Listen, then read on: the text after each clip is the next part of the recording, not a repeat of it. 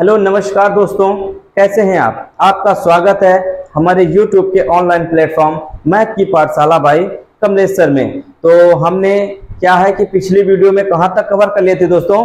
हमने प्रतिस्थापन विधि क्या कर लिया था, कवर कर लिया था। तो कौन सी प्रश्नावली थी अपने 3.2 तक। 3.2 हमारा कंप्लीट हो चुका है, जिसमें हमने किसके बारे में जाना, प्रतिस्थापन विधि के बारे में जाना। आज हम क्या जानेंगे दोस्तों, विलोपन विधि। तो ये हमारी कौन सी प्रश्नावली में है, 3.3 में। तो आज हम विलोपन विधि के बारे में जानेंगे। तो उससे पहले इसमें हमें आगे इसके बढ़ने के लिए सबसे पहले आप लोग क्या करेंगे, मेरा एक छोटा सा काम इसमें क्या है, आप लोगों को क्या है, वीडियो को ज्यादा से ज्यादा लाइक करें, शेयर करें और सब्सक्राइब करें। साथ ही साथ बेल आइकन को भी प्रेस कर लें, ताकि आप लोगों को समय समय पर नोटिफिकेशन अपडेट मिलता रहे क्लासेस की, है ना। और क्या करें दोस्तों, आप लोग साथ ही साथ क्या करें, कमेंट भी करें। जो आप लोगों को समस्या हो कमेंट बॉक्स में आप लोग कमेंट करके बता सकते हैं। तो चलिए आज हम देखते हैं अपनी क्या, विलोपन विधि। तो विलोपन विधि जो होती है उसके बारे में हम जानेंगे। तो सबसे पहले अपना इसमें क्या दिया रहेगा, दो चर वाले रैखिक समीकरण योग में दिए रहेंगे। दो चर वाले दो रैखिक समीकरण दिए रहेंगे। तो देख लीजिए, चलिए आइए एक एग्जांपल से समझते हैं कि अपनी विलोपन विधि क्या होती है, फिर चलेंगे प्रश्नावली में, प्रश्नावली के सवाल करेंगे, ठीक है। तो आइए देखिए, 2x + 3y = 8। एक अपना क्या है, 2x + 3y = 8। फिर क्या है, फिर है 4x + 6y = 7। 4x + 6y = 7। अब इनको नामकरण कर दीजिए, एक को नाम दे दीजिए समीकरण नंबर 1, दूसरे को समीकरण नंबर 2। अब देखिए, अब हम इसमें क्या करते हैं, सबसे पहले इसमें हमें क्या करना होता है, विलोपन विधि। नाम से स्पष्ट है ना, विलोपन अर्थात एलिमिनेशन। किसी एक चर को एलिमिनेट करना है, या हिंदी में क्या कह देंगे, किसी एक चर को विलुप्त करना है। या तो x वाले चर को विलुप्त कर दीजिए या y वाले चर को विलुप्त कर दीजिए। तो उसको विलुप्त करने के लिए हमें क्या करना होगा, यदि आप x वाले चर के गुणांक को विलुप्त, x वाले चर मतलब x चर को आप विलुप्त करना चाहते हैं, तो x वाले चर के गुणांकों को आपस में क्या करना पड़ेगा, समान करना पड़ेगा। यदि आप लोग y चर को विलुप्त करना चाहते हैं, तो आप लोगों को y वाले चर को क्या करना पड़ेगा, समान करना पड़ेगा। तो आइए देखिए, यदि आप लोग चाहें तो x वाले चर को विलुप्त कर सकते हैं या y वाले को, आपकी इच्छा अनुसार। तो चलिए हम x वाले चर को विलुप्त करते हैं। तो देखिए समीकरण नंबर 2 में क्या है, 4x + 6y = 7। तो यहाँ पास x वाले को विलुप्त करने के लिए हमें x वाले गुणांक को क्या करना पड़ेगा, समान करना पड़ेगा। तो अब हम क्या करेंगे, सबसे पहले गुणांक को समान करने के लिए क्या कर दें, यहाँ 4x है, यहाँ 2x है, तो इसमें किस चीज का गुणा या भाग कर दें, तो ये 4x बन जाए, तो हम 2 का गुणा कर दें समीकरण 1 में, तो अपना योग क्या हो जाएगा, 4 हो जाएगा। देखिए, तो समीकरण 1 में 2 से गुणा करने पर, अब देखिए हम समीकरण नंबर 1 में 2 का गुणा कर दिए, तो ये क्या हो गया, 2 का गुणा हो गया, तो 2 दूना 4x + 2 तिहाई 6y = 8 दूनी 16। ये क्या हो गया अपना समीकरण नंबर 3। देखिए, जिसका गुणा या भाग करेंगे तो पूरे समीकरण में होगा, ना कि किसी एक चर में, ठीक है ना। इस पूरे समीकरण में हो गया, तो ये 2 दूना 4 हो गया, 2 तिहाई 6 हो गया और 8 दूना 16 हो गया। ठीक है दोस्तों, इतनी बात क्लियर है, ठीक है, आप लोग क्लियर हो गई होगी। अब देखिए, अब क्या करेंगे, समीकरण 3 में समीकरण 2 को घटा दीजिए। तो समीकरण 3 में समीकरण 2 को घटाने पर, तो लिखिए समीकरण 3 में समीकरण 2 को घटाने पर। ठीक है दोस्तों, हमने ऐसे शॉर्ट फॉर्म में लिख दिया, आप लोग फुल फॉर्म लिख लेंगे। समीकरण 3 में समीकरण 2 को घटाने पर, तो समीकरण 3 में समीकरण 2 को घटा दीजिए। तो अपना समीकरण 3 क्या है, 4x + 6y = 16। और समीकरण 2 क्या है, 4x + 6y = 7। अब देखिए, अब यहां पास देख लीजिए आप लोग, इसमें क्या हो रहा है कि दोनों पद विलुप्त हो रहे हैं। अर्थात देखिए, इसमें जब दोनों पद विलुप्त हो रहे हैं, तो इसमें समीकरण युग्म का कोई हल संभव ही नहीं है। इसमें हमने ये एग्जाम्पल में दिया था तो हमने इसको उठा लिया। तो इसमें देखिए दोनों पद विलुप्त हो जा रहे हैं। क्या हो जा रहे हैं? दोनों पद विलुप्त हो जा रहे हैं। घटा दिए तो इसमें ये भी और ये भी कट गया, तो कोई चर ही नहीं बचा, तो किसका मान निकलेगा? यहाँ पास क्या बचा? 0, और 16 में 7 घटा तो क्या आया? 9। अब जब कोई चर ही नहीं बचा तो किसका मान निकालेंगे? ये क्या हो जाएगा दोस्तों?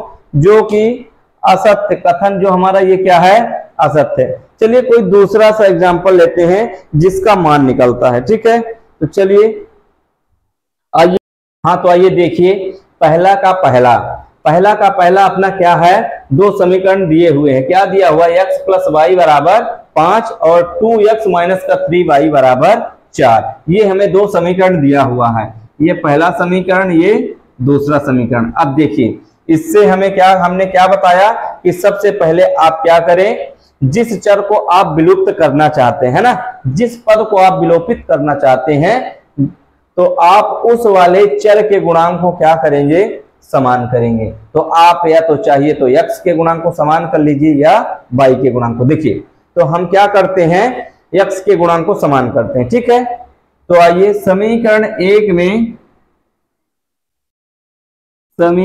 एक में 2 का गुणा करने पर, अब देखिए हमारे समीकरण 2 में क्या है? 2x है, तो यहां पास 2x बनाने के लिए क्या करेंगे? 2 का गुणा। तो ये अपना क्या बन जाएगा समीकरण? 2x प्लस 2y बराबर 5 दूनी 10, 10 है ना। 2x plus 2y is equal to 10। ये क्या हो गया? अपना समीकरण नंबर 3। ये हो गया अपना समीकरण नंबर 3।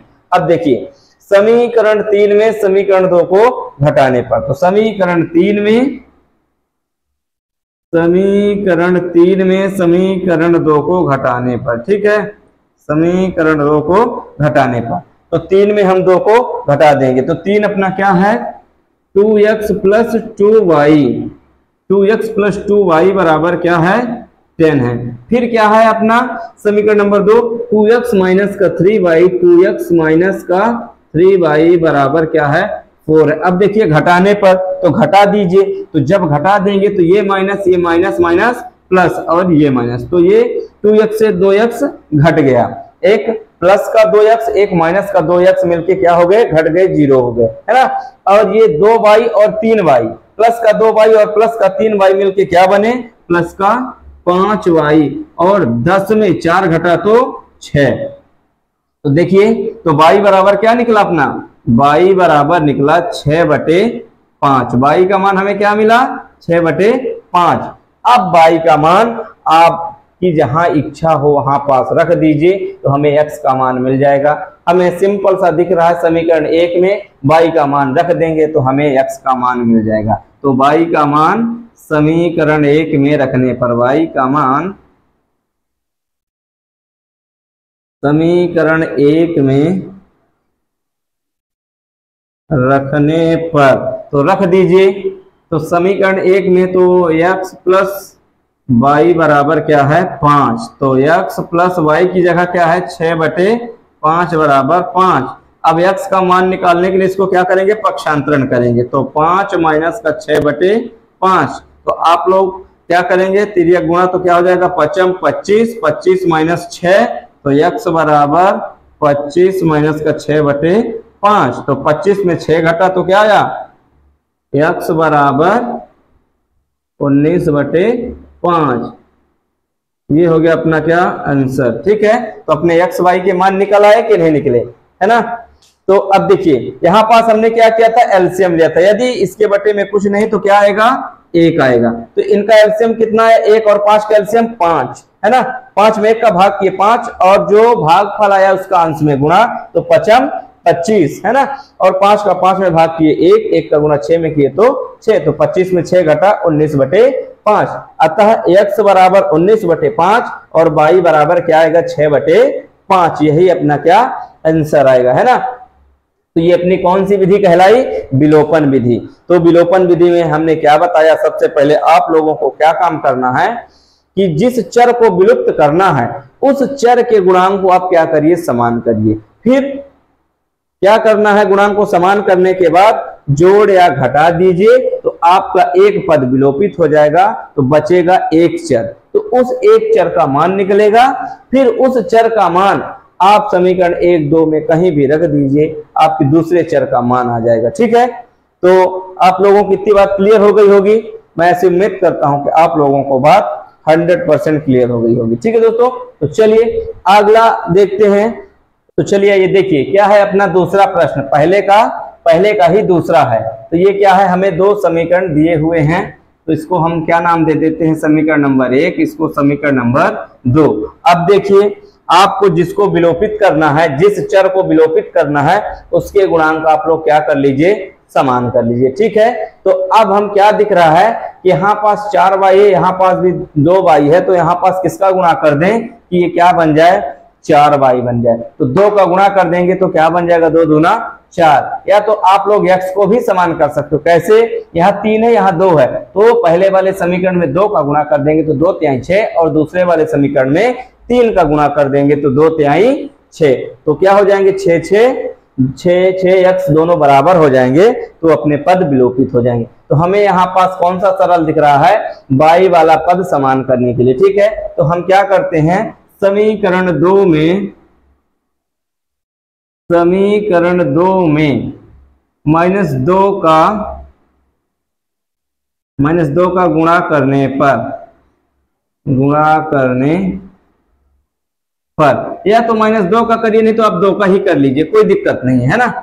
समीकरण 2 में 2 का गुणा करने पर, ठीक है, तो अब 2 का जब गुणा कर देंगे तो ये क्या हो जाएगा, समीकरण 2 में तो 2 का गुणा हुआ, तो अपना समीकरण क्या है, 2x माइनस का 2y बराबर क्या है, 2। इसमें भी गुणा होगा, ठीक है ना, पूरे अपने समीकरण में 2 का गुणा होगा, तो क्या हो जाएगा, ये क्या हो जाएगा, तो ये हो जाएगा 2 दूना 4x, ये हो जाएगा क्या, 4x माइनस का 2 दूना 4y बराबर 2 दूना 4। ये क्या हो गया अपना समीकरण नंबर 3। अब देखिए यहाँ पास क्या है, माइनस का 4y, यहाँ पास क्या है, प्लस का 4y। तो जब घटा देंगे तो माइनस प्लस मिलके माइनस हो जाएगा, तो पद विलोपित नहीं होगा। तो हमें क्या करना पड़ेगा, अब जोड़ना पड़ेगा। तो समीकरण 3 में समीकरण 2 1 को जोड़ने पर, समीकरण 3 में समीकरण 1 को जोड़ने पर क्या कर देंगे, जोड़ने पर जोड़ देंगे। ठीक है, तो समीकरण 3 अपना क्या है, 4x माइनस का 4y बराबर 4। इसमें समीकरण 1 को जोड़ देंगे तो एक क्या है, 3x प्लस का 4y बराबर 10। तो जोड़ दीजिए, तो जोड़ने में अपने कोई चिन्ह परिवर्तित नहीं होते। तो अब देखिए प्लस का 4y माइनस का 4y क्या हो गए, कैंसिल हो गए। ठीक है, अब क्या बचा, 4 और 3 कितना हो गया, 7x, और 10 और 4 जोड़कर क्या बने, 14 बने। तो अब देखिए x का मान क्या निकलेगा, 7 एकम और 7 दूना 14। तो x बराबर क्या आ गया, हमें मिल गया x बराबर 2। अब देखिए x का मान आप लोग रख दीजिए, कहाँ रख दें, जहां आपको सुविधाजनक लगे। तो ठीक है, रख दीजिए, कहीं भी रख दीजिए समीकरण 1, 2 में, तो लिख लीजिए समीकरण x का मान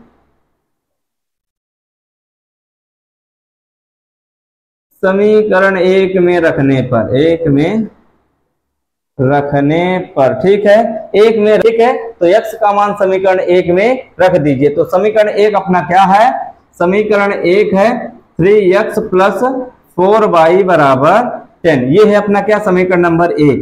अब हमें x का मान क्या मिला है, 2 मिला है, तो x की जगह 2 रख दीजिए। तो 3 दूना 6 और 4y बराबर 10। अब देखिए 3 दूना 6, तो ये प्लस का है तो पक्षांतरण करेंगे तो माइनस का हो जाएगा। तो 4y बराबर 10 माइनस का 6, तो 4y बराबर 10 में 6 घटा तो 4। अब देखिए 4 एकम 4 एकम, तो y बराबर क्या आया, 1 आया। तो y का मान 1 और x का मान 2, यही क्या है अपने आंसर है। ठीक है दोस्तों, तो अब मैं ऐसे उम्मीद करता हूं कि आप लोगों को अब विलोपन विधि क्या हो गई होगी, एकदम क्लियर हो गई। ठीक है, अब देखिए, अब कहिए 2 और बचे हैं, तो मैं एक और बता देता हूं, एक आप लोगों के लिए होमवर्क है। ठीक है, यदि नहीं बनता तो आप लोग कमेंट बॉक्स में कमेंट जरूर करेंगे। ठीक है, तो आइए देखिए, पहले का चौथा, अब प्रश्न क्रमांक पहले का ये चौथा, दो समीकरण दिया हुआ है, अभी ये क्या है, भिन्न के रूप में, क्या है, भिन्न के रूप में, तो आप इनको सरल फॉर्म में कर लीजिए और क्या है, समीकरण बना लीजिए। तो हम समीकरण बनाते हैं, ठीक है। तो तीसरा हमने छोड़ दिया है, वो आप लोगों के लिए होमवर्क है। अब देखिए इसको आगे कैसे सॉल्व करेंगे। अब देखिए 2 और 3 का एलसीएम क्या होगा, 2 और 3 का एलसीएम 6। अब 6 में 2 का भाग दिए तो 3, तो ऊपर गुणा किए तो 3x, ठीक है, प्लस इसमें क्या हो जाएगा, 2 दूना 4y बराबर माइनस का 1, तो अब भाग में इधर आएगा तो गुणे में हो जाएगा 3x प्लस 4y बराबर माइनस का 6। ये हो गया अपना क्या, समीकरण नंबर 1। अब इसमें इसका तिर्यक गुणा हो जाएगा, तो ये क्या हो जाएगा 3x माइनस का, ये क्या हो जाएगा माइनस का y बराबर, अब ये इधर भाग में था गुणे में आएगा तो 3 त्रिका 9। ये क्या हो गया अपना समीकरण नंबर 2। अब देखिए हमको क्या दिख रहे हैं, x के गुणांक क्या दिख रहे हैं, समान दिख रहे हैं। तो आप इनको क्या करिए, समीकरण 1 में समीकरण 2 को घटा दीजिए। तो क्या लिखेंगे, समीकरण 1 में समीकरण नंबर 2 को घटाने पर, ठीक है, 1 में 2 को क्या किए, घटा दिए। तो घटा दीजिए। तो घटाने के लिए इसमें क्या करेंगे, देखिए अब क्या है 3x प्लस 4y बराबर माइनस का 6 और 3x माइनस का y बराबर क्या आ जाएगा 9। अब देखिए घटा देंगे तो ये माइनस माइनस प्लस ये माइनस, तो 3x से 3x माइनस प्लस घट गया, है ना। अब क्या बचा अपना 4y और 1y मिलकर क्या बना 5y बराबर 9 6 15 माइनस का 15। अब देखिए आगे क्या हो जाएगा, अब 5y बराबर क्या हो जाएगा माइनस का 15 बटे 5, तो 5 एकम 5 तिहाई 15, तो y बराबर क्या आएगा माइनस का 3। हमें y का मान मिल गया। अब आप लोग क्या है कि यहाँ पास समीकरण 1 में रख दें या 2 में, तो आप लोगों को x का मान मिल जाएगा। तो रख दीजिए, समीकरण 2 में रख देते हैं इस बार, ठीक है। समीकरण 2 से y का मान रख देंगे किसमें, समीकरण 2 में, तो 3x माइनस का y बराबर 9, तो y की जगह माइनस का 3 रखिए, 3x माइनस का 3 बराबर 9, तो माइनस प्लस का 3, तो इधर आया तो माइनस का 3, तो 3x बराबर 9 में 3 घटा तो 6, तो 3 एकम 3 दूना 6, तो x बराबर क्या आया दोस्तों 2 आया। तो अब हमारा आता है x बराबर 2 और y बराबर 3, यही क्या हो गया अपने आंसर। बस इसमें कुछ नहीं था, बस क्या ये भिन्न के फॉर्म में था, इसको एलसीएम लेके सरल फॉर्म में बना लेना था और क्या कर देते, बस विलोपन विधि से इनको x y के मान निकल आया। ठीक है दोस्तों, तो अब प्रश्न क्रमांक पहले के 4 हैं तो हमने 3 बता दिए, एक आप लोगों के होमवर्क है, आप लोग होमवर्क करेंगे और क्या करेंगे कमेंट बॉक्स में कमेंट करेंगे। ठीक है दोस्तों, तो चलिए अब चलते हैं अपने क्या अगले प्रश्न में। चलिए देखिए दोस्तों, दूसरा प्रश्न क्या कहता है कि निम्न समस्याओं में रैखिक समीकरणों के युग्म बनाइए और उनके हल किस विधि से, विलोपन विधि से ज्ञात कीजिए। क्या करना है अपने को, रैखिक समीकरण युग्म बनाना है और फिर विलोपन विधि से उनके हमको क्या है मान निकालने हैं। तो देखिए पहला क्या कहता है, पहला दूसरे का पहला प्रश्न हमारा कहता है कि यदि हम अंश में 1 जोड़ दें तथा हर में 1 घटा दें तो भिन्न 1 में बदल जाती है। क्या कहता है कि यदि हम अंश में 1 जोड़ दें और हर में 1 घटा दें तो हमारी भिन्न किस में बदल जाती है, 1 में बदल जाती है। और यदि हम हर में 1 जोड़ दें, केवल किसमें, यदि हम हर में 1 जोड़ दें तो यह 1/2 हो जाती है, तो वह भिन्न ज्ञात कीजिए।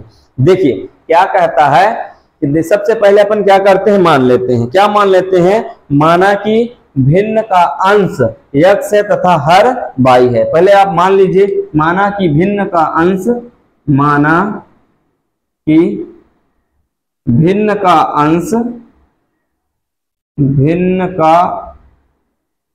अंश x है तथा हर क्या है, y है। हमने भिन्न को क्या मान लिए, भिन्न के अंश को x और हर को y मान लिए। ठीक है, अब देखिए तब प्रश्नानुसार, तब हमारा प्रश्न क्या कहता है, तब प्रश्नानुसार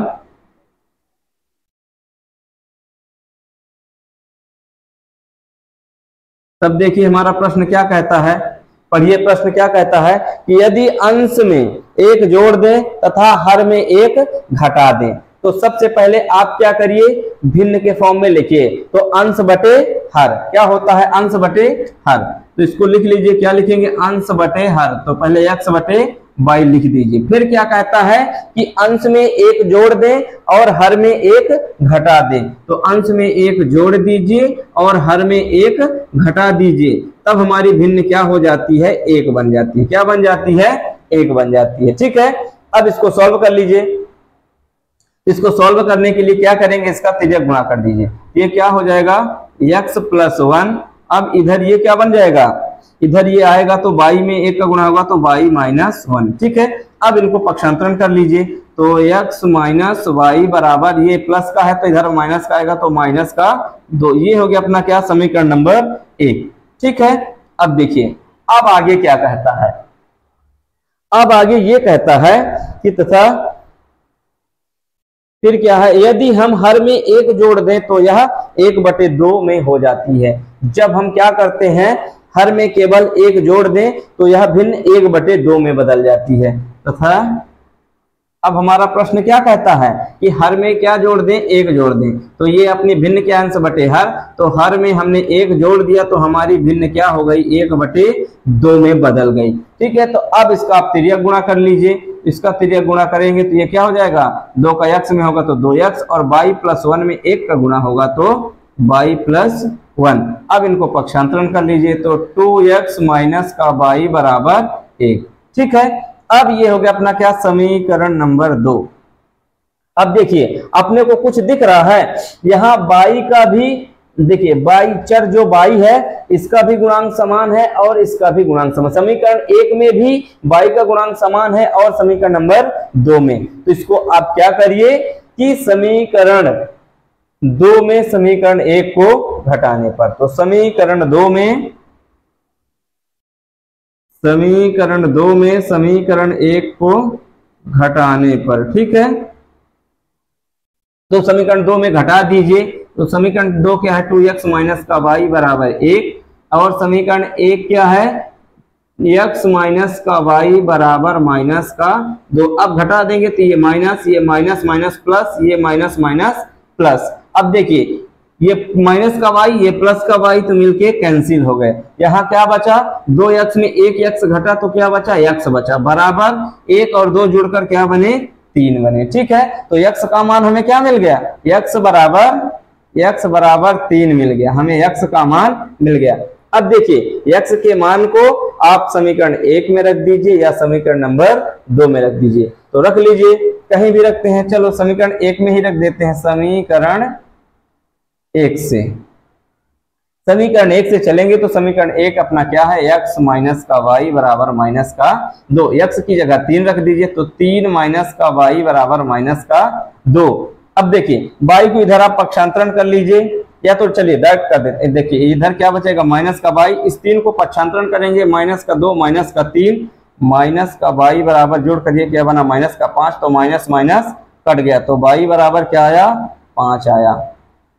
ठीक है, x का मान 3 और y का मान 5, तो अतः अपनी अभीष्ट भिन्न क्या होगी, अपनी भिन्न क्या है, भिन्न है x बटे y। क्यों, क्योंकि भिन्न का अंश x और हर y, तो अतः अभीष्ट भिन्न, अतः अभीष्ट भिन्न अपनी क्या है, अतः अभीष्ट भिन्न बराबर क्या है, x बटे y। तो इसका मान अपना क्या है, x का मान 3 है और y का मान 5 है, तो अपनी भिन्न क्या हो गई, 3/5। तो यही क्या है, अपना आंसर आ गया। ठीक है दोस्तों, आप लोगों को ये बात क्लियर हो गई होगी। तो हम इसमें कुछ नहीं किए, क्या है, जो प्रश्न कहता गया हम वो करते गए। ठीक है, फिर विलोपन विधि से हमने x और y के मान निकाल लिए, तो हमारी अभीष्ट भिन्न क्या आई, 3/5 आई। ठीक है दोस्तों, चलिए अब देखिए क्या है प्रश्न क्रमांक दूसरे का दूसरा क्या कहता है कि 5 वर्ष पूर्व नूरी की आय सोनू की आय की 3 गुनी थी। क्या कहता है प्रश्न कि 5 वर्ष पूर्व नूरी की आय सोनू की आय की कितनी गुनी थी, 3 गुनी थी। फिर 10 वर्ष पश्चात नूरी की आयु सोनू की आयु की 2 गुनी हो जाएगी। तो नूरी और सोनू की आयु कितनी है? ठीक है, देखिए 5 वर्ष पूर्व नूरी की आयु सोनू की आयु की 3 गुनी और 10 वर्ष पश्चात नूरी की आयु सोनू की आयु की 2 गुनी। अब देखिए, अब हम मान लेते हैं, माना कि इसकी नूरी की आयु, माना कि नूरी की वर्तमान आयु, मान लीजिए माना कि नूरी की वर्तमान आयु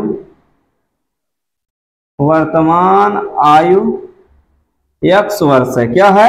x वर्ष है, x वर्ष है तथा सोनू की वर्तमान आयु, किसकी? सोनू की वर्तमान आयु कितनी है? y वर्ष है। नूरी की वर्तमान आयु x वर्ष तथा सोनू की वर्तमान आयु क्या है? y वर्ष है। हमने मान लिए। अब देखिए, जब हमने वर्तमान आयु मान ली, यदि आज की आयु, क्या कह रहा है कि यदि नूरी कितने साल की है? 10 साल की है, तो कितना, क्या कह रहा है कि 5 वर्ष पूर्व। ठीक है, आज यदि 10 साल का है तो 5 साल पहले कितने का रहा होगा? 5 साल का। तो 10 में हमने क्या किया? 5 घटाया, तब ना 5 साल पहले की आयु आई। इसी तरह देखिए, अब 5 वर्ष पूर्व की आयु निकालेंगे, तो 5 वर्ष पूर्व, 5 वर्ष पूर्व मतलब पहले, तो 5 वर्ष पूर्व नूरी की आयु क्या हो जाएगी? नूरी की आयु, तो 5 वर्ष पूर्व नूरी की आयु क्या हो जाएगी? यदि आज वो x साल की है तो 5 साल पहले कितने की रही होगी? x minus 5। तो 5 साल पहले की आयु क्या है? x minus 5। ठीक है, और सोनू की आयु क्या होगी? सोनू की आयु क्या होगी? y minus 5। ठीक है, तो यदि मान लेते हैं, हमने क्या माना कि उनकी वर्तमान आयु x है, तो 5 वर्ष पहले उनकी आयु क्या हो जाएगी? x माइनस 5 वर्ष, और सोनू की आयु क्या हो जाएगी? y माइनस 5 वर्ष। ठीक है, तब प्रश्नानुसार प्रश्न क्या कहता है कि 5 वर्ष पूर्व नूरी की आयु सोनू की आयु की 3 गुनी थी। नूरी की आयु सोनू की आयु की कितनी गुनी थी? 3 गुनी। तो किसकी आयु में 3 का गुणा करेंगे? सोनू की आयु में 3 का गुणा करेंगे। क्यों करेंगे? है तो 3 गुना नूरी, लेकिन करेंगे सोनू की आयु में। क्यों करेंगे? क्योंकि हमें इक्वेशन को क्या करना है? बैलेंस करना है। तो इक्वेशन को बैलेंस करने के लिए हम किसकी आयु में 3 का गुणा करेंगे? सोनू की आयु में। तो चलिए, तब प्रश्नानुसार प्रश्न हमारा क्या कहता है? तब हमारा प्रश्न क्या कहता है कि नूरी की आयु सोनू की आयु की कितनी गुनी थी? 3 गुनी थी। x माइनस 5 बराबर 3 इंटू वाई माइनस 5। अब देखिए, अब इसको समीकरण को आप सॉल्व कर लीजिए, तो ये हो गया x माइनस 5 रहेगा ही, इसमें 3 का गुणा हो तो 3y माइनस का 5 3 15। अब इनको क्या करिए, ये है x माइनस का 3y, इसको पक्षांतरण कर ले। ठीक है, अब देखिए बराबर माइनस का 15 और प्लस का 5, माइनस का 15 और प्लस का 5 मिलकर क्या बनेगा? तो 15 में 5 घटा तो 10, काहे का 10? माइनस का 10। तो हम यही पास लिखे दे रहे हैं। ठीक है, तो यहाँ पास क्या हो जाएगा? माइनस का 10। ये हो गया अपना क्या? समीकरण नंबर 1। ठीक है, या तो अपने पास अभी जगह है तो इसको लिखे देते हैं। ठीक, अभी देखिए ये अपना क्या था? माइनस का 15 और प्लस का 5। तो आगे क्या बना? x माइनस का 3y बराबर माइनस का 10। इसको दे दीजिए समीकरण नंबर 1। समीकरण नंबर 1। अब आगे क्या कहता है? कितने वर्ष पश्चात? अब आगे कहता है कि नूरी की आयु सोनू की आयु की 2 गुनी, 10 वर्ष पश्चात। तो 10 वर्ष पश्चात की आयु निकाल लीजिए। 10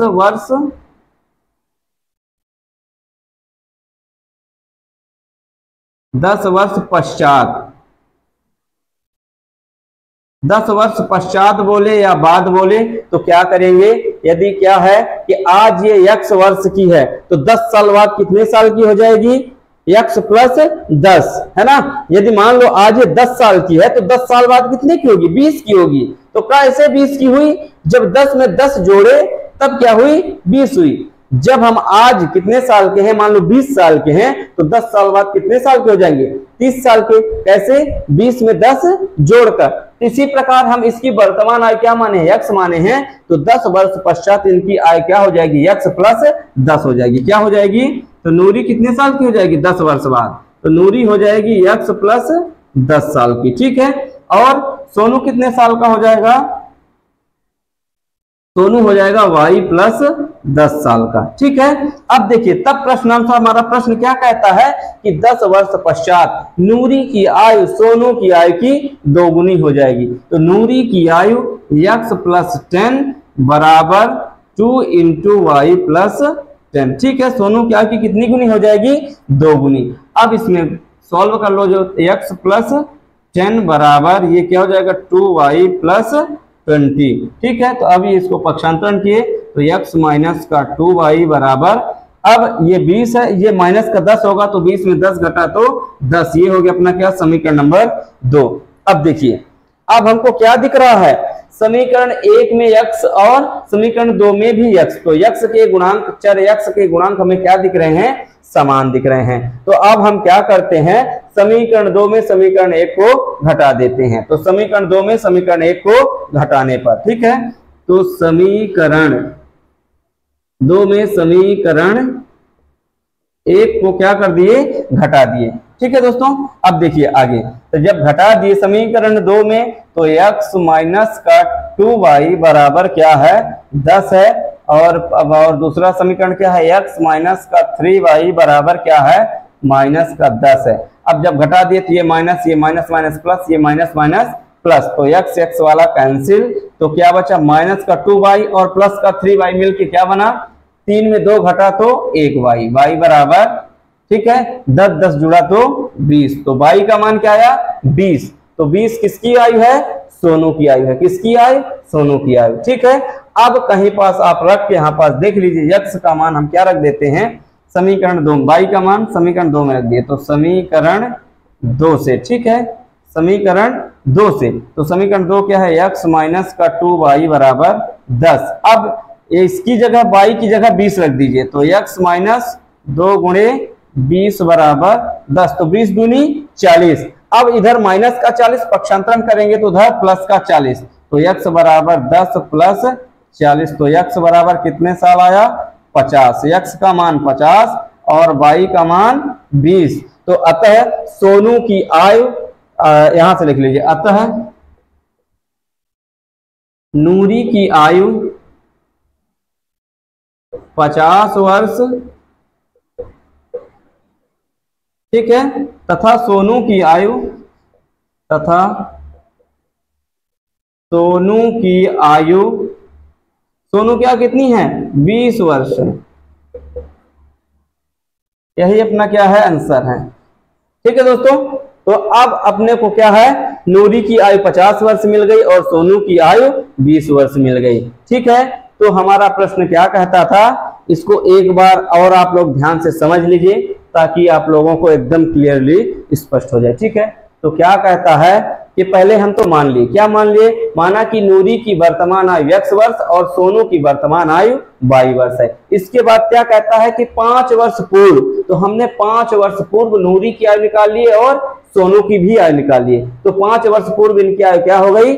x माइनस 5 और y माइनस 5। फिर क्या कहता है कि 5 वर्ष पूर्व नूरी की आयु सोनू की आयु की कितनी गुनी थी? 3 गुनी। तो नूरी की आयु सोनू की आयु की कितनी गुनी थी? 3 गुनी। तो सोनू की आयु में हमने 3 का गुणा करके ये समीकरण सॉल्व कर लिए। फिर क्या कहता है? 10 वर्ष पश्चात, क्या कहता है? 10 वर्ष पश्चात। तो 10 वर्ष पश्चात हमने नूरी की आयु निकाल ली और सोनू की आयु निकाल ली, है ना। हमने वर्तमान आयु x मानी थी तो x में 10 जोड़ दिए तो ये 10 वर्ष बाद की आयु मिल गई। ठीक है। तो आई होप अब आपको क्लियर हो गया होगा। तो अब देखिए आगे प्रश्न क्रमांक नंबर 3, दूसरे का तीसरा। तो दूसरे का तीसरा क्या कहता है कि 2 अंकों की संख्या के अंकों का योग 9 है। क्या है? 2 अंकों की कोई संख्या है, तो 2 अंकों की संख्या के अंकों का योग 9 है। इस संख्या का 9 गुना संख्या के अंकों को पलटने से बनी संख्या के 2 गुना है। ठीक है। क्या कह रहा है कि इस संख्या का 9 गुना और संख्या को पलटने से बनी संख्या का 2 गुना है, तो वह संख्या ज्ञात कीजिए। देखिए जैसे क्या होता है, क्या कह रहा है कि अपनी 2 अंकों की संख्या है, 2 अंकों की संख्या मान लो जैसे क्या है 25, ठीक है 45 मान लो, क्या मान लो 45, 4 और 5, ठीक है 2 अंकों की संख्या। तो ये इकाई का अंक हो गया, ये दहाई का अंक, ये अपना क्या कहलाया इकाई का अंक, इकाई, ठीक ये क्या कहलाया दहाई, ये अपना हुआ दहाई और ये क्या हुआ इकाई। तो दहाई में किसका गुणा होता है 10 का और इकाई में 1 का। तो अपनी संख्या कैसे बनेगी 4 × 10 प्लस 5 × 1, तो 4 दाहम 40 प्लस 5, तो दहाई में किसका गुणा हुआ 10 का। तो जब 40 और 5 जोड़कर क्या बना 45 बना। तो हमने दहाई में 10 का गुणा किए और इकाई में 5 का गुणा किए, तो हमारी संख्या 45 कैसे बनी 40 प्लस 5 बनी।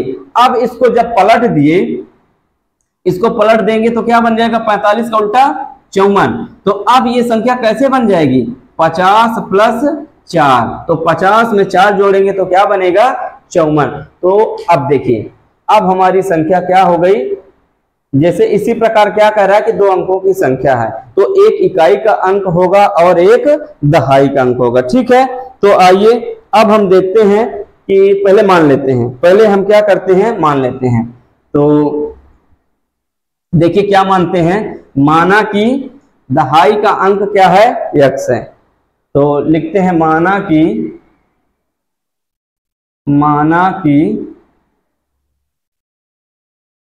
दहाई का अंक x है, ठीक है, और इकाई का अंक तथा इकाई का अंक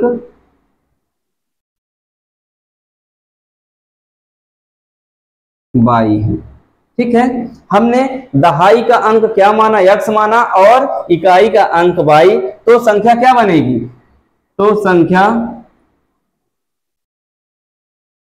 संख्या कैसे बनी, हमने क्या बोला दहाई में किसका गुणा होगा 10 का, 10 × x प्लस y × 1, तब अपनी संख्या क्या बन जाएगी 10x प्लस y। संख्या क्या बन गई अपनी, संख्या क्या बनी, संख्या बनी अपनी क्या 10x प्लस y, अपनी संख्या बन गई 10x प्लस y बन गई। अब देखिए तब प्रश्नानुसार हमारा प्रश्न क्या कहता है कि 2 अंकों की संख्या के अंकों का योग क्या हो 9 हो। जैसे हमने क्या मानी थी संख्या 45 मानी थी, ठीक है। तो अब इनके अंकों का यदि 4 और 5 को जोड़कर क्या बन रहा है 9 बन रहा है, तो इसमें इकाई का अंक 5 और दहाई का अंक 4, तो इकाई और दहाई दोनों अंकों को जोड़ देंगे तो क्या बनना चाहिए 9 बनना चाहिए, ठीक है। तो अब जोड़ दीजिए, तो हमने दहाई का अंक x माना और इकाई का अंक y माना। तो देखिए तब प्रश्नानुसार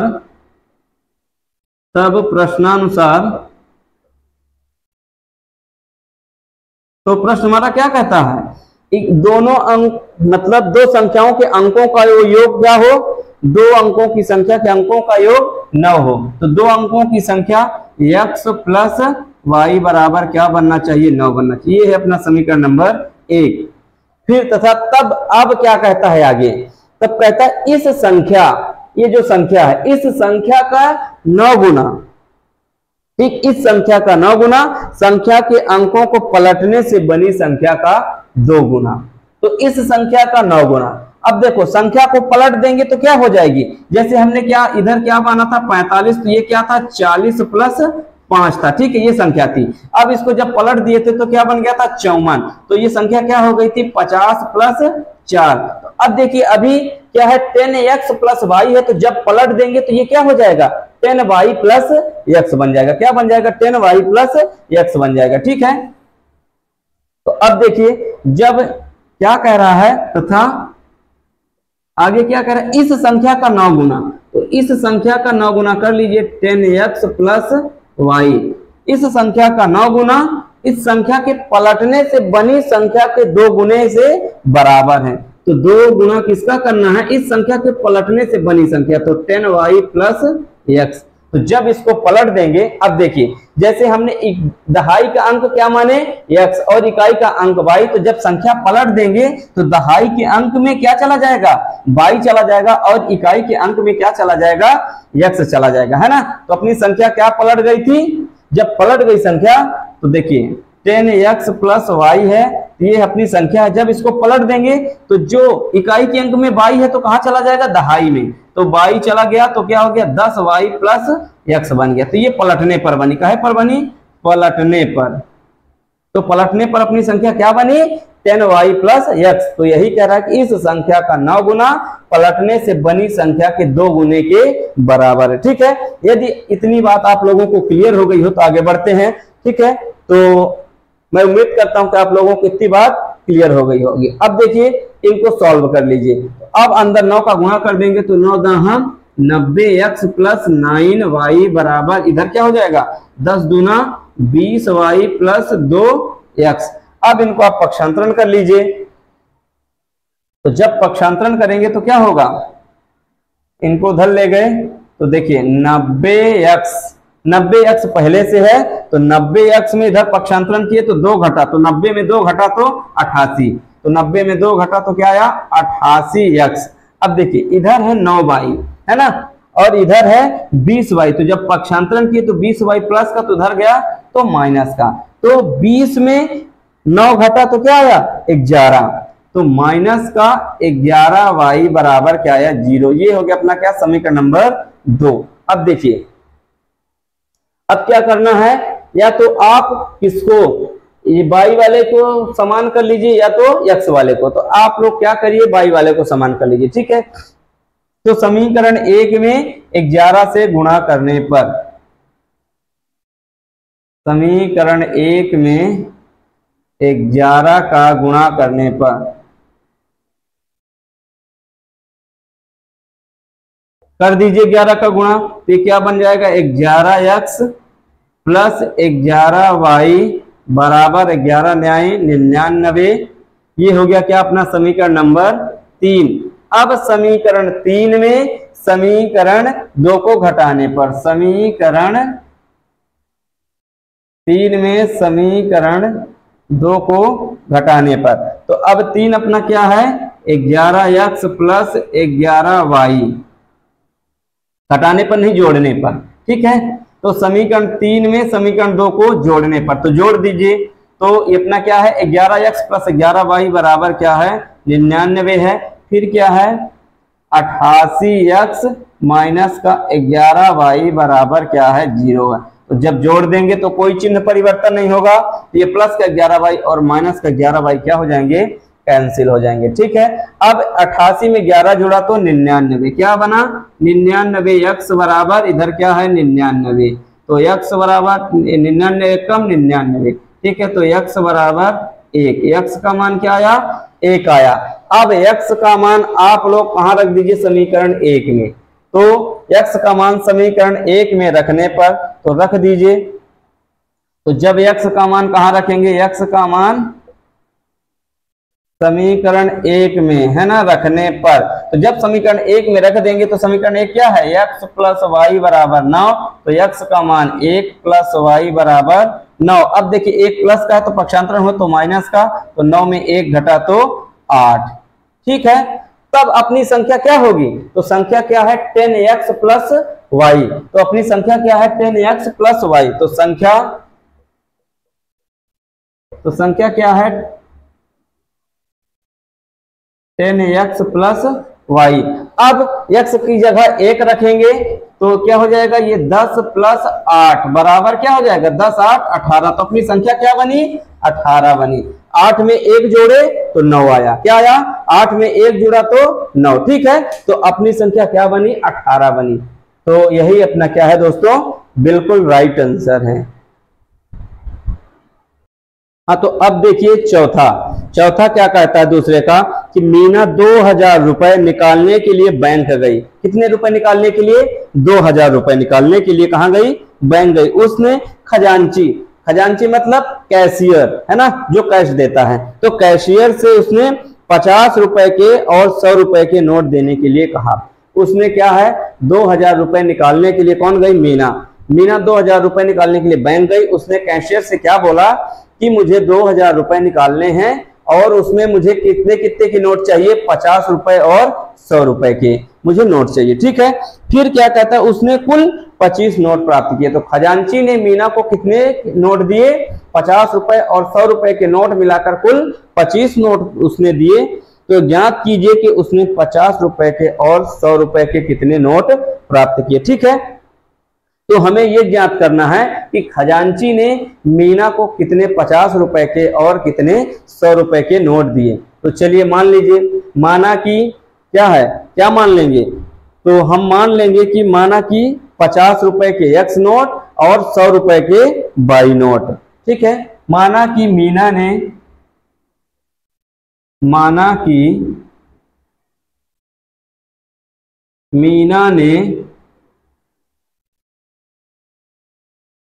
50 रुपए के X नोट, 50 रुपए के X नोट, कितने X नोट, तथा 100 रुपए के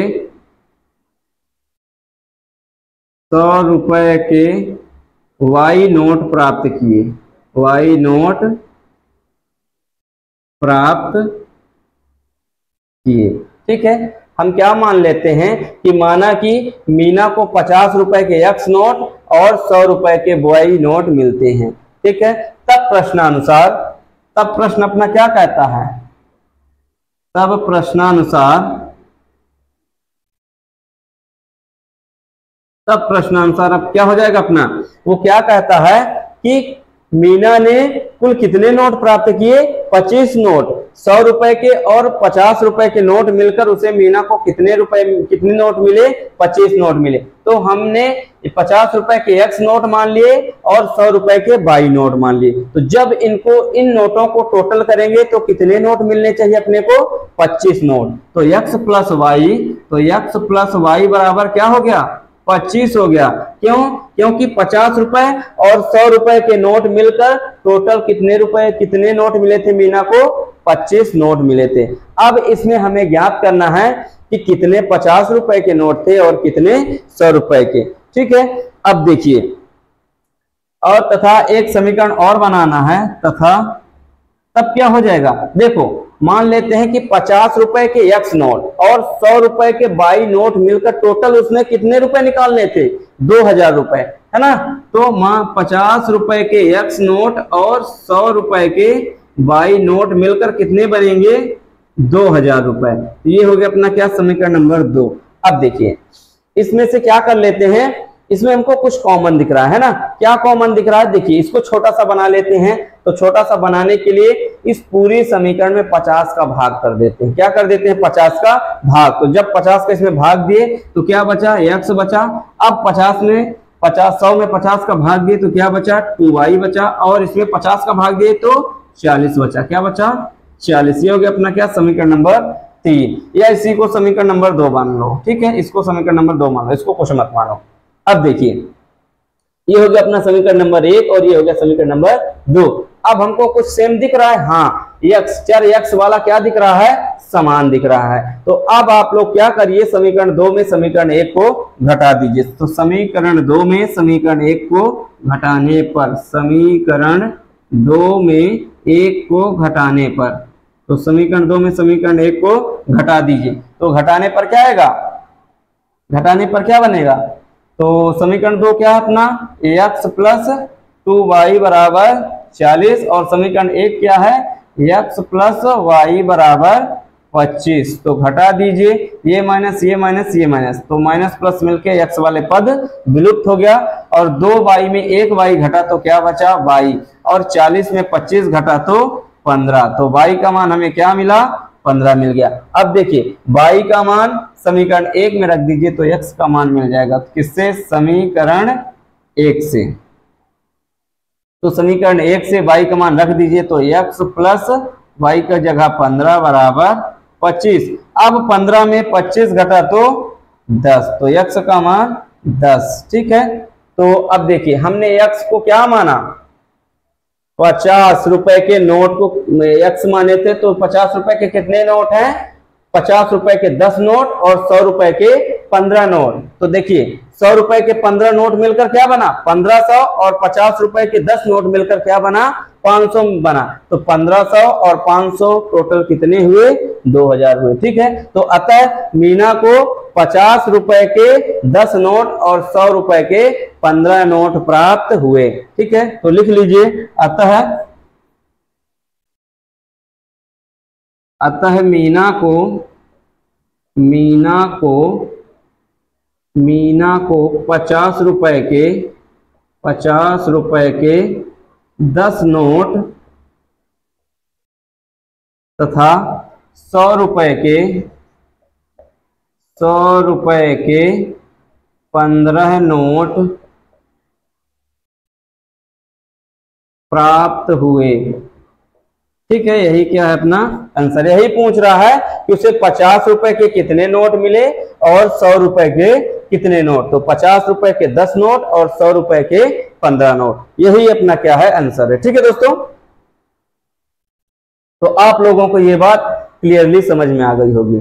ठीक है, तो अब चलते हैं अपना क्या है, एक और है, दूसरे का एक प्रश्न और है, उसको और देख लेते हैं और इस प्रश्नावली को आज अपन क्या करते हैं, खत्म करते हैं। ठीक है, चलिए तो अपने इस प्रश्नावली का अंतिम प्रश्न क्रमांक दूसरे का 5वां क्या कहता है कि किराए पर पुस्तक देने वाले किसी पुस्तकालय का प्रथम 3 दिन का एक नियत किराया है। क्या है कि कोई एक पुस्तकालय या लाइब्रेरी, जिसको क्या बोलते हैं अपन लाइब्रेरी, उसके 3 दिन का एक नियत किराया है। उसके बाद प्रत्येक अतिरिक्त दिन का अलग अलग किराया है ना, उसके प्रत्येक अतिरिक्त दिन का क्या है, अलग किराया है। 3 दिन तक उसने क्या है फिक्स किया है कि मुझे 3 दिन का क्या चाहिए, मान लो 20 रुपए चाहिए। उसके बाद यदि आप लोग जितने अतिरिक्त दिन रखेंगे उसका अलग किराया चाहिए। ठीक है, वही चीज है। फिर सरिता ने 7 दिनों के लिए एक पुस्तक रखने के लिए 27 रुपए दिए। सरिता ने कितने दिन रखे, 7 दिन, तो कितने रुपए दिए, 27 रुपए दिए। जबकि सुशी ने एक पुस्तक 5 दिनों तक रखने के लिए 21 रुपए अदा किए। जो सुशी थी तो एक बुक ले गई थी, कितने दिन रखी, 5 दिन, तो उसने कितने रुपए दिए, 21 रुपए। और जो सरिता थी तो एक बुक को कितने दिन रखी, 7 दिन रखी, तो उसने कितने रुपए दिए, 27 रुपए दिए। तो अब आइए मान लेते हैं कि माना कि पुस्तक का प्रथम 3 दिन का नियत किराया क्या है, x रुपए है। क्या मान लेते हैं, पुस्तक के प्रथम 3 दिन का नियत किराया x रुपए है। माना कि प्रथम 3 दिन का, पुस्तक की लिख लो, पुस्तक के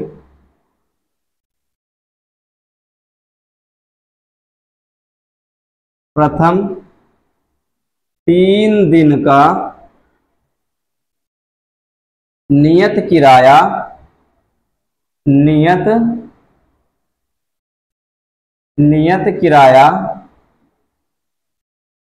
x रुपए है। कितने रुपए, x रुपए है। हमने क्या मान लिया, माना कि पुस्तक के प्रथम 3 दिन का नियत किराया x रुपए, यही ना कह रहा है कि प्रथम 3 दिन का नियत किराया है ना, तो हमने नियत किराया को क्या मान लिए, x रुपए मान लिए। फिर ये कहता है कि प्रत्येक अतिरिक्त दिन का किराया है ना, तो प्रत्येक तथा प्रत्येक या शेष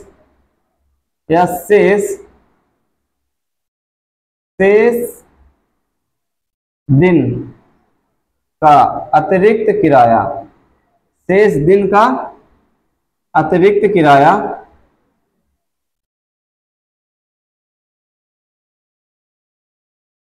y रुपए है। क्या है, y रुपए है, प्रत्येक अतिरिक्त दिन का है ना, शेष प्रत्येक अतिरिक्त दिन का, शेष प्रत्येक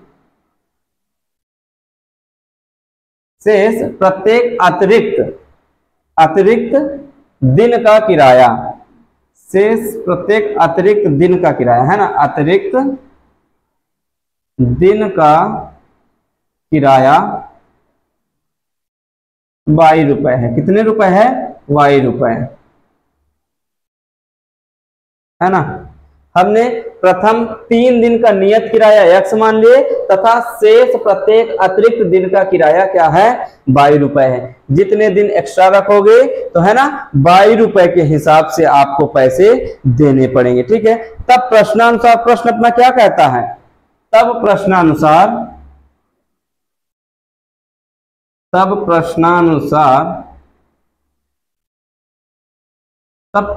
अपना प्रश्न क्या कहता है कि सरिता ने कितने दिनों के लिए, सरिता ने 7 दिनों के लिए 7 दिनों तक एक पुस्तक रखने के लिए 27 रुपए अदा किए।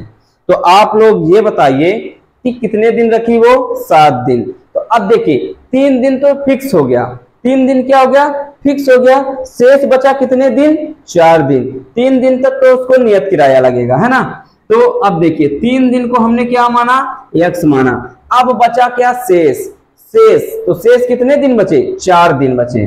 तो कितने दिन बचे, 4 दिन। तो प्रत्येक अतिरिक्त दिन का किराया हमने क्या माना, 22 माना। तो x + 4y बराबर क्या आया, 27 आई। ये हो गया अपना क्या, समीकरण नंबर 1 बन गया। अब देखिए अब इसी में आगे क्या कहता है कि तथा, अब ये हो गया सरिता का। अब जो सुशी है कितने दिन रखती है, 5 दिन। तो 5 दिन के लिए 21 रुपए अदा किए। तो देखिए 3 दिन तो चला गया नियत किराया, 3 दिन चला गया नियत, तो बचा कितने दिन, 2 दिन। तो क्या हुआ 2y। तो 2y बराबर क्या हो गया, 21 रुपए। तो कितने दिए उसने, 21 रुपए। तो ये हो गया अपना क्या, समीकरण नंबर 2। अब समीकरण 1 में समीकरण 2 को घटा दीजिए। हमें चर x के क्या है, गुणांक समान दिख रहे हैं, ठीक है। तो चर x के गुणांक समान दिख रहे हैं तो हम क्या कर देते हैं, समीकरण किसमें, समीकरण 1 में समीकरण 2 को घटाने पर, ठीक है। तो समीकरण 1 में समीकरण 2 को घटा देते हैं। तो समीकरण 1 क्या है अपना, ये है x + 4y बराबर 27। और समीकरण 2 क्या है अपना, समीकरण 2 है x + 2y बराबर 21। तो घटा दीजिए, ये माइनस ये माइनस ये माइनस, तो माइनस प्लस कैंसिल हो गया।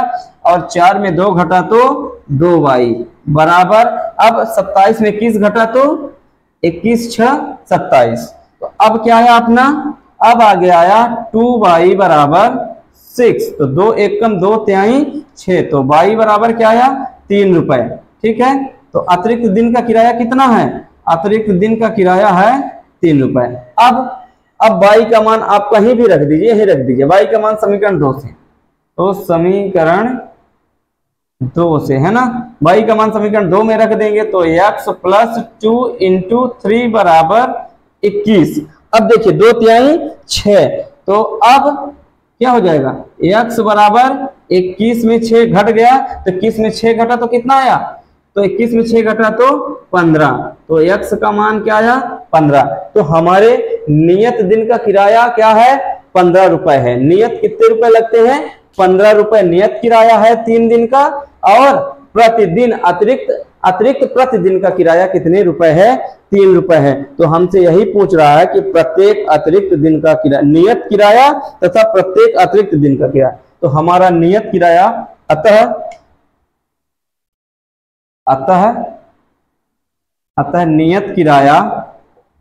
नियत किराया x बराबर क्या है, 15 रुपए है।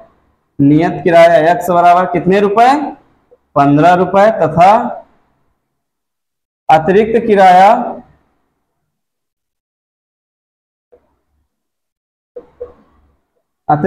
क्या है, y बराबर कितने रुपए, 3 रुपए।